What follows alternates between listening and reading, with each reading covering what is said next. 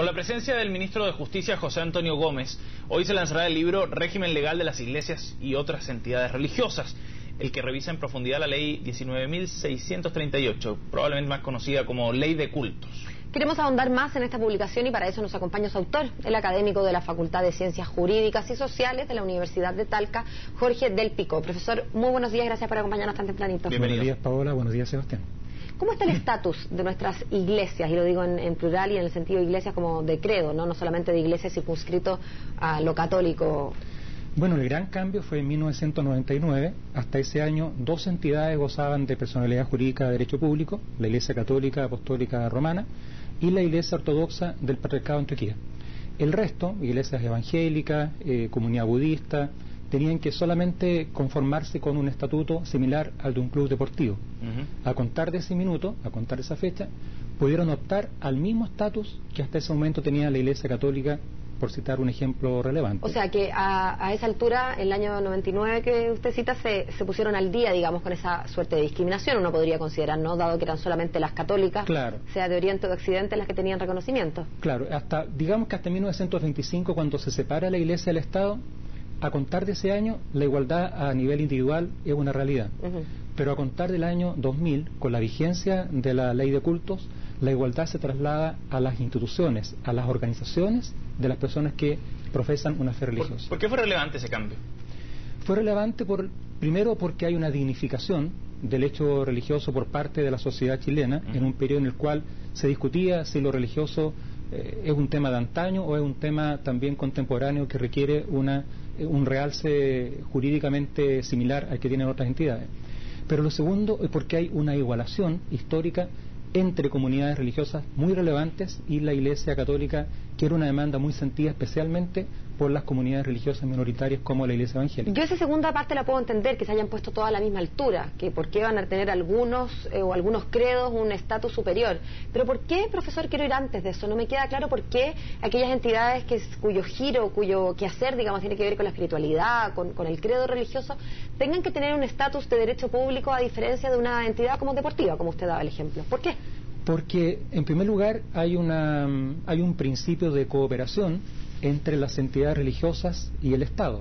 El Estado asume que las entidades religiosas cooperan en diversas tareas de interés social orientadas al bien común, y en eso la comunidad mayoritariamente así lo percibió. Pero ¿no es acaso cierto que también las entidades deportivas, para seguir con el ejemplo, tienen un centro de padres, un centro de Por cierto, pero hay una tradición de valoración de la tradición religiosa en nuestro país, en que la sociedad lo asumió como una necesidad, tanto así que cuando se tramitó la ley de cultos en el Congreso Nacional, la práctica unanimidad de los parlamentarios estuvieron de acuerdo en brindarle este estatus jurídico privilegiado a las entidades religiosas. ¿Y qué implica ese estatus jurídico privilegiado? ¿Cuál es la diferencia para efectos jurídicos, insisto, entre un club deportivo, que es una entidad de derecho privado, y una iglesia, que es una entidad de derecho público? Hay una diferencia muy significativa que tiene que ver con el hecho que el Estado de Chile asume que las creencias son anteriores al Estado mismo, al Estado de Chile.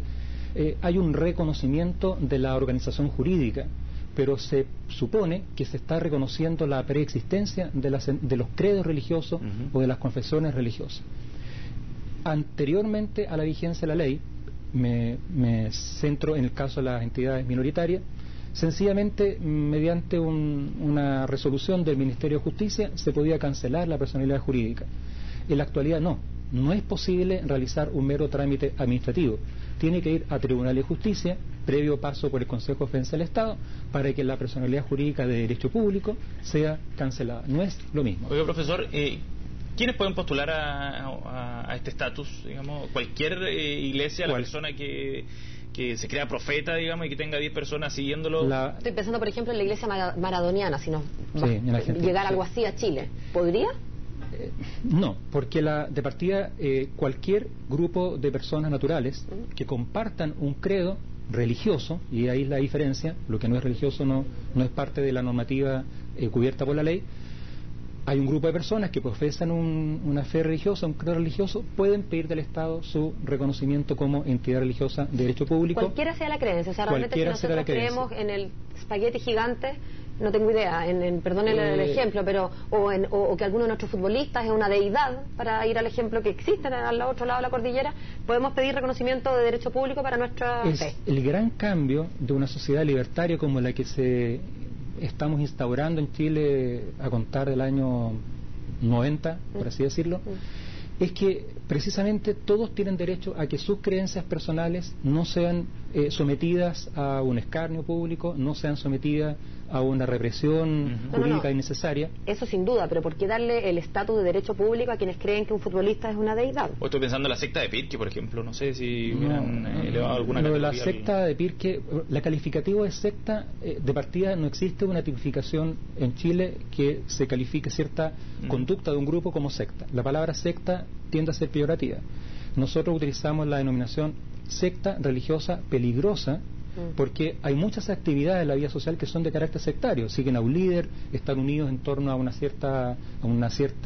conjunto de principios, pero socialmente se tiende a pensar mal cuando se dice es una actividad sectaria. Uno imagina automáticamente un grupo que hace prácticas extrañas, como el caso de Machalí, o en el caso del grupo que estaba en Pirque, que igual es discutible. Creo que hay dos posturas en particular. Las sectas religiosas peligrosas merecen el cuidado de la autoridad, pero hay que pensar que al principio de los tiempos, en el labor de los tiempos, como se dice, todo pudo haber sido calificado como secta. Pensemos, hay un autor en Sopache que habla de, en el principio todo era una secta, el mismo cristianismo era una secta. Ahora se puede estar incubando un grupo perfectamente que se haya calificado como sectario, pero que en 20 años más es un grupo muy serio. O sea, la distinción es la peligrosidad y no el cuán mayoritario sea la creencia. En una sociedad libre es así. El libro Régimen Legal de las Iglesias y otras entidades religiosas se lanza hoy, entonces, pasado el mediodía. Profesor, le agradecemos muchísimo que haya venido a CNN Chile. Muchas gracias, Sebastián.